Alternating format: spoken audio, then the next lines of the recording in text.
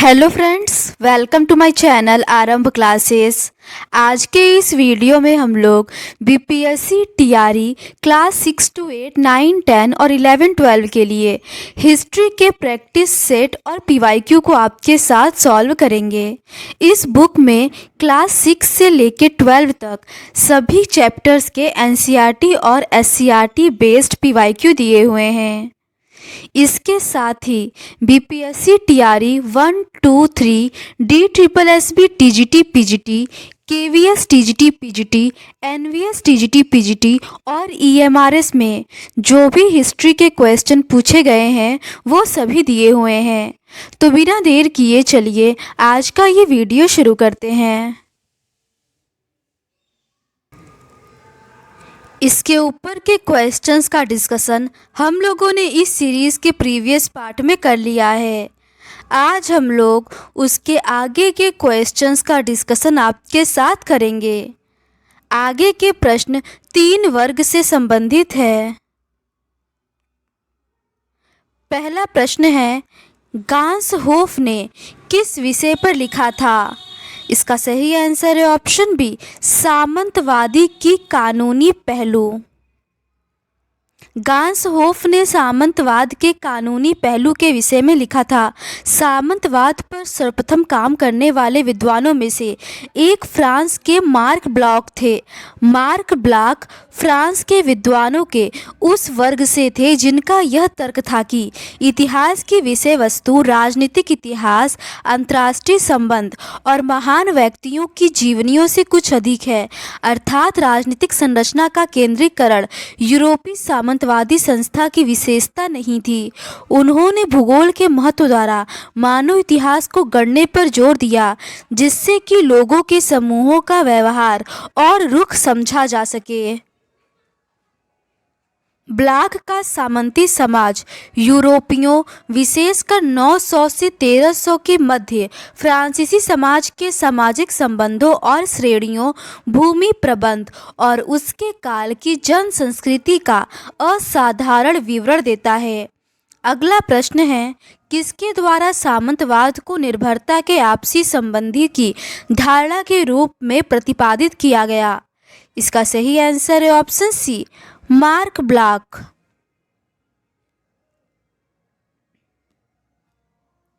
अगला प्रश्न है, मार्क ब्लॉक के अनुसार निम्नलिखित में से कौन सी यूरोपीय सामंतवादी संस्था की विशेषता नहीं थी? इसका सही आंसर है ऑप्शन सी, राजनीतिक संरचना का केंद्रीकरण। अगला प्रश्न है, रोलैंड का गीत सॉन्ग ऑफ रोनाल्ड है? इसका सही आंसर है ऑप्शन डी, चार्ल मैग्ने के समय का एक महाकाव्य कविता और 778 में रोन्सेवॉक्स पास की लड़ाई पर आधारित एक महाकाव्य कविता दोनों।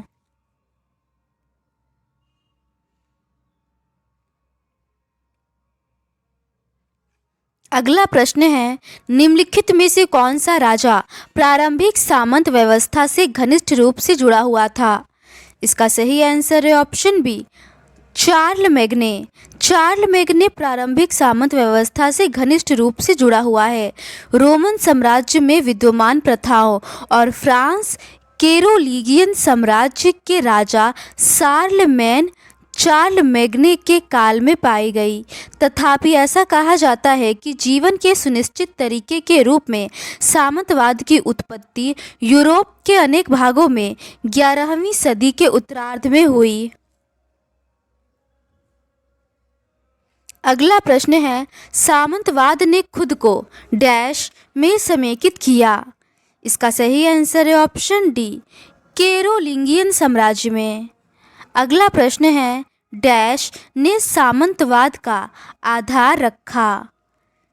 इसका सही आंसर है ऑप्शन बी, चार्ल मैग्ने ने। अगला प्रश्न है, सामंतवाद से पूंजीवाद में परिवर्तन पर निम्नलिखित में से कौन से लेखक ने लिखा था? इसका सही आंसर है ऑप्शन सी, पॉल एम स्वीजी ने। सामंतवाद से पूंजीवाद में परिवर्तन पर पॉल एम स्वीजी ने लिखा है। ये एक मार्क्सवादी अर्थशास्त्री, राजनीतिक कार्यकर्ता, प्रकाशक और मंथली पत्रिका रिव्यू के संस्थापक थे। मार्क ब्लाक का सामंती समाज यूरोपीय विशेषकर 900 से 1300 के मध्य फ्रांसीसी समाज के सामाजिक संबंधों और श्रेणियों, भूमि प्रबंध और उस काल की जन संस्कृति का असाधारण विवरण देता है। अगला प्रश्न है, सामंतवाद के संबंध में क्या सही नहीं है? इसका सही आंसर है ऑप्शन ए। इसने राजभक्ति के पश्चिमी तत्व ज्ञान को अपनाया, ये सही नहीं है। इसने भूमि को सभी संबंधों का आधार बनाया, ये सही है। इसने कृषि को मुख्य कार्य बना दिया। इसमें कस्बों की तुलना में अधिक गांव थे, ये सभी कथन सही है। सामंतवाद शब्द का प्रयोग मध्यकालीन यूरोप के आर्थिक विधि के राजनीतिक और सामाजिक संबंधों का वर्णन करने के लिए किया जाता रहा है। सामंतवाद एक तरह से कृषि उत्पादन को इंगित करता है, जो सामंत और कृषकों के संबंधों पर आधारित है। कृषक अपने खेतों के साथ साथ लॉर्ड के खेतों पर कार्य करते थे। सामंतवाद ने जीवन के न केवल आर्थिक बल्कि सामाजिक और राजनीतिक पहलुओं पर भी अधिकार कर लिया। सामंतों का क्षेत्र कस्बों की तुलना में गांवों में अधिक थे। सामंतों ने राजभक्ति के पश्चिमी तत्व ज्ञान को नहीं अपनाया। अगला प्रश्न है, सामंती संबंध में क्या शामिल होता है?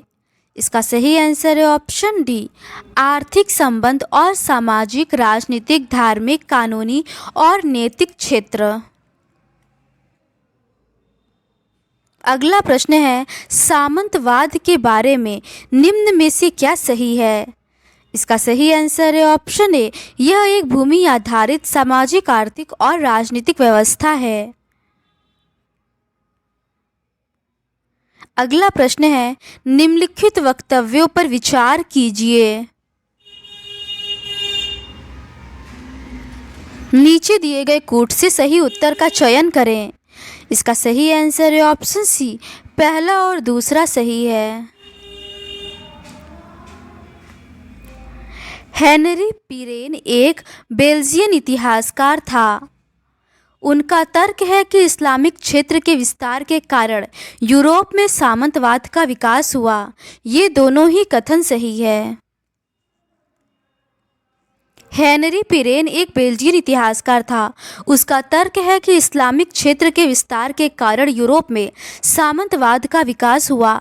सामंतवाद शब्द का प्रयोग मध्यकालीन यूरोप के आर्थिक, विधि के राजनीतिक और सामाजिक संबंधों का वर्णन करने के लिए किया जा रहा है। यह जर्मन फ्यूड से बना है, जिसका अर्थ एक भूमि का टुकड़ा है, और यह एक ऐसे समाज को इंगित करता है जो मध्य फ्रांस और बाद में इंग्लैंड और दक्षिणी इटली में भी विकसित हुआ। अगला प्रश्न है, कैरोलिंगियन पुनर्जागरण के बारे में क्या सच नहीं है?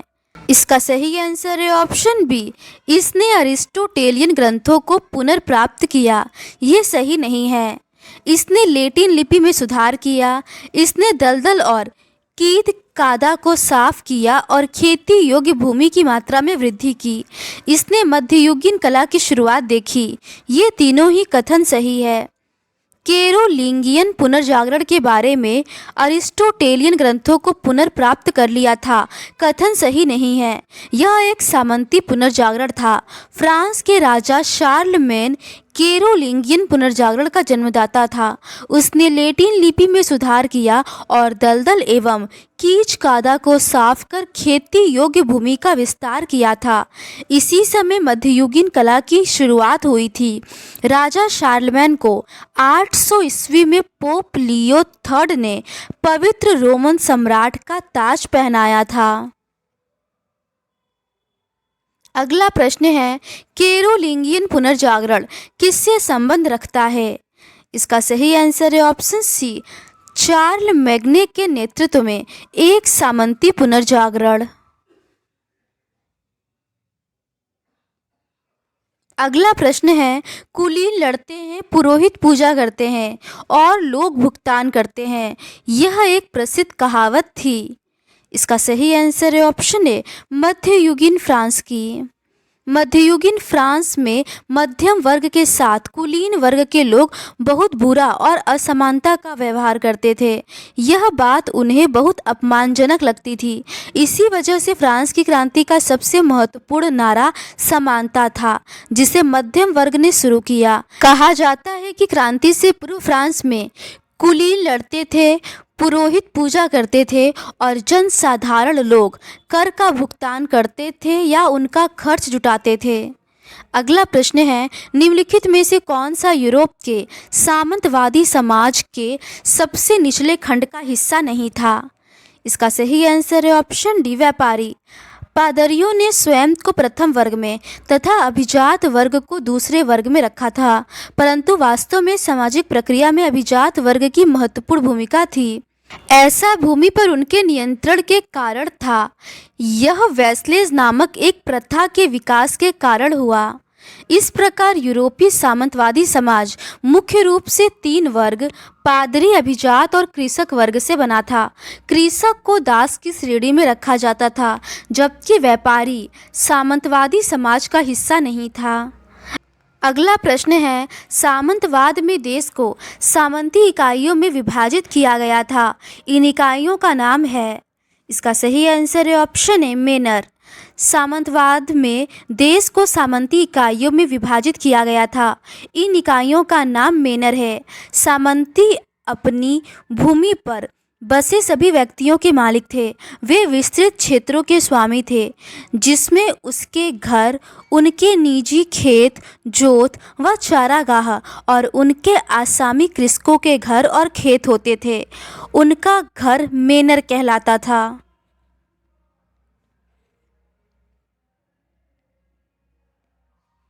अगला प्रश्न है, मध्यकालीन चर्च द्वारा लगाए गए कर को डैश कहा जाता था। इसका सही आंसर है ऑप्शन बी, टी थे। धर्म के क्षेत्र में बिशप अभिजात माने जाते थे। बिशपों के पास कोई भी लॉर्ड की तरह विस्तृत जागीरें थी और वे शानदार महलों में रहते थे। चर्च को एक वर्ष के अंतराल में कृषक को उनकी उपज का 10वां भाग लेने का अधिकार था, जिसे टीथे कहते थे। अगला प्रश्न है, दूसरा दासत्व डैश में हुआ। इसका सही आंसर है ऑप्शन सी, पोलैंड में। दूसरा दासत्व पोलैंड में हुआ। मध्यकाल में स्वतंत्र किसान को हिंदी में कृषि दास कहा जाता है। कृषि दास अपने गुजारे के लिए जिन भूखंडों पर कृषि करते थे, वे लॉर्ड के स्वामित्व में थे। अगला प्रश्न है, ब्रिटेन ने वर्ष डैश में आयरिश की आज़ादी को मान्यता दी। इसका सही आंसर है ऑप्शन बी, 1949 में। ब्रिटेन ने वर्ष 1949 में आयरिश की आज़ादी को मान्यता दी। ब्रितानी द्वीप समूह में रहने वाले लोगों, अंग्रेज, वेल्स, स्कॉट या आयरिश की मुख्य पहचान नृजातीय थी। आयरलैंड कमोवेश इंग्लैंड का उपनिवेशी था, क्योंकि वहां बसे हुए ज़्यादातर भूस्वामी अंग्रेज ही थे।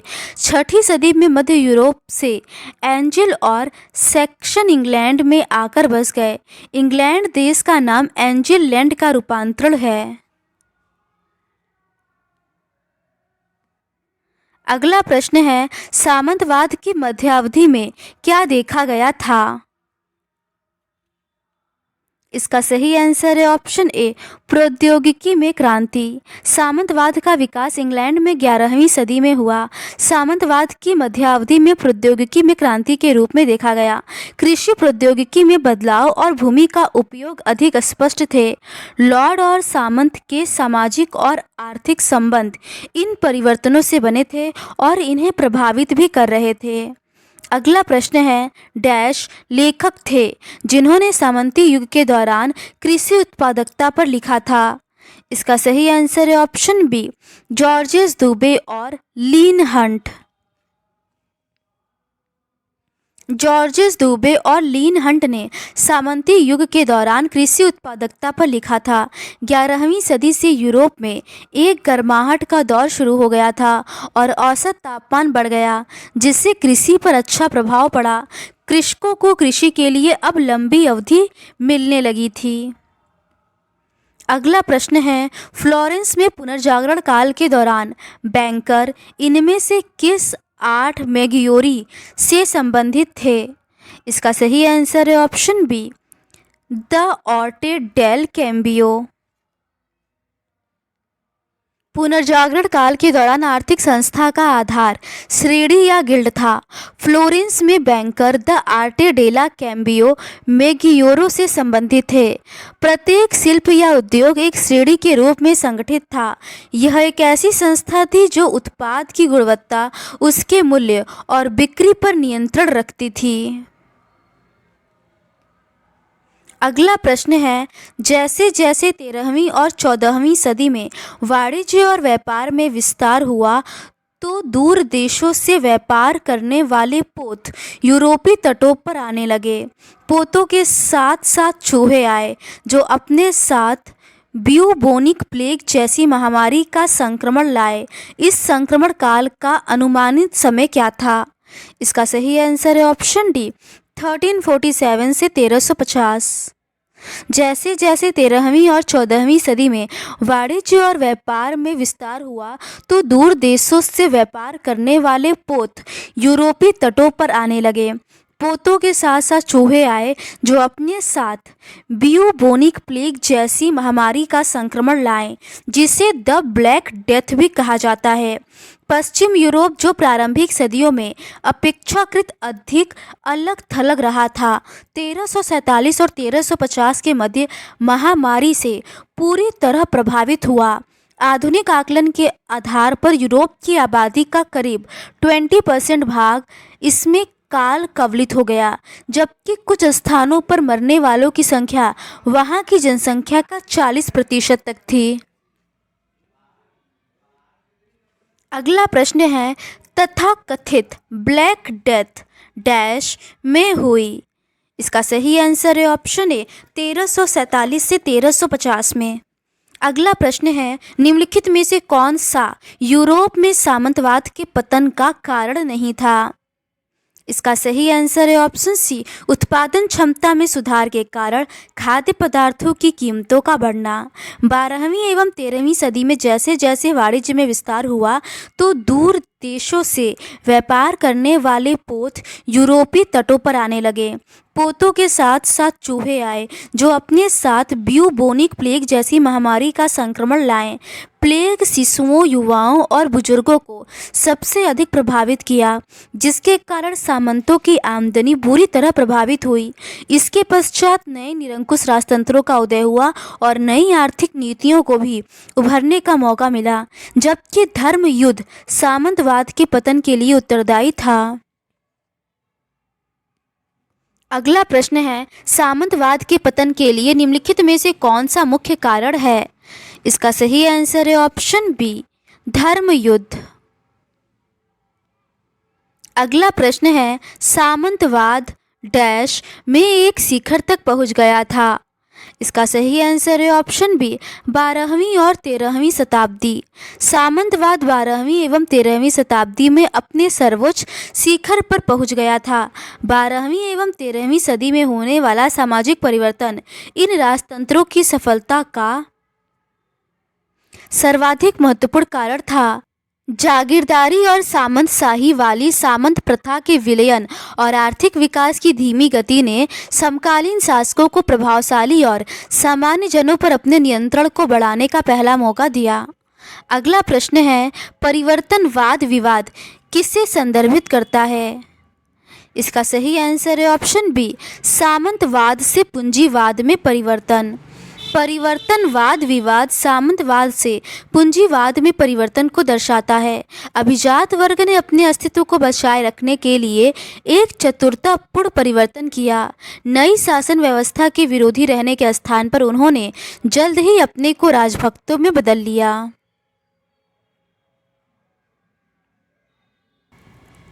तो आज के इस वीडियो में बस इतना ही। बदलती हुई सांस्कृतिक परंपराओं से संबंधित प्रश्नों का डिस्कशन हम लोग इस सीरीज़ के नेक्स्ट पार्ट में करेंगे। अगर आपको ये सीरीज़ पसंद आती है तो please do subscribe to my channel and like this video. Thank you.